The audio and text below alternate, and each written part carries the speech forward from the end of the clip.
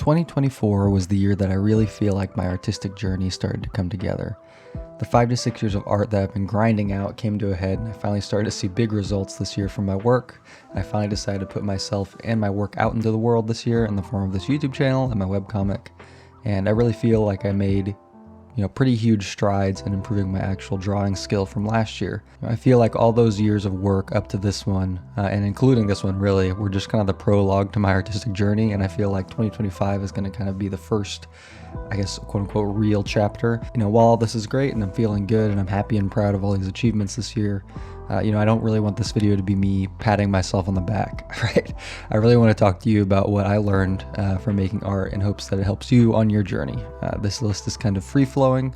One thought and idea is going to kind of lead into the other, so feel free to listen to this like a podcast or however you want. Also, please keep in mind that these are things I learned and not everything on this list may be applicable to your own artistic journey. Now, the first thing I learned, which was kind of the theme of this year, was that less is more. I've talked about this concept in my other videos quite a bit, but on this journey, all you can really do is work as hard as you can, take care of yourself, and hope and pray for the best. I've been, successful at this to varying degrees over the years, but I believe we are kind of separate from our artistic journeys in a way. The journey is this guiding light, something we as creative people are fortunate enough to take part in. And as long as you're putting in the prerequisite of work, studying, putting yourself out into the world and staying true to yourself, the artistic journey kind of just happens. It happens, to you just as much as you happen to it.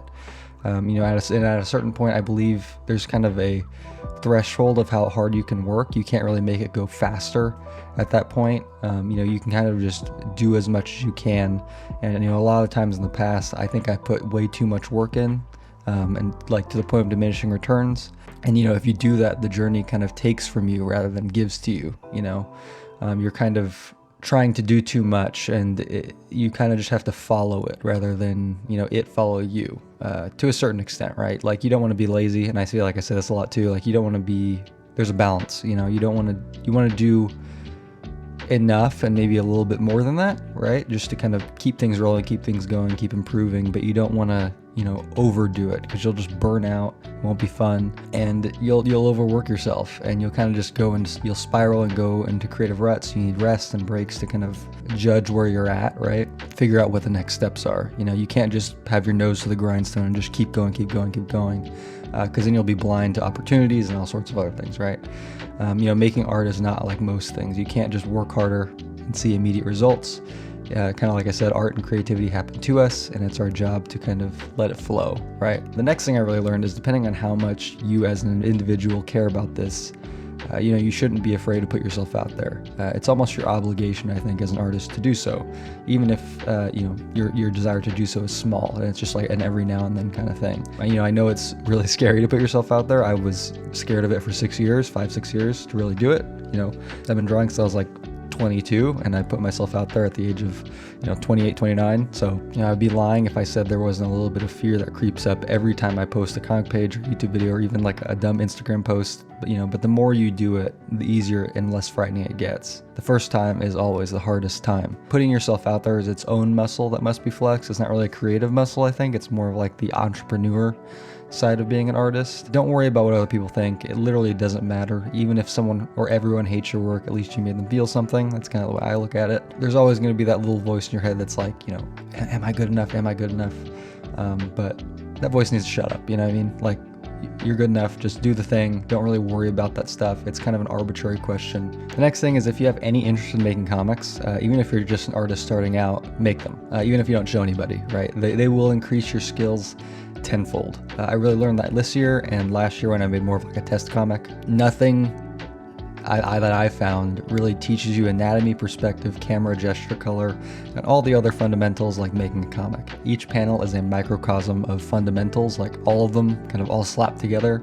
And when you're drawing an average of 4 to 6 panels per page, this progress is kind of obvious, right? You're going to improve very quickly, because you're kind of just doing everything all the time. The nice thing about it is, like, for a comic, your drawings don't have to be like photorealistic. I mean, they can if you want them to be. It'll take you a really long time to finish that comic. But you can kind of cheat things in a comic and do the least and the most at the same time.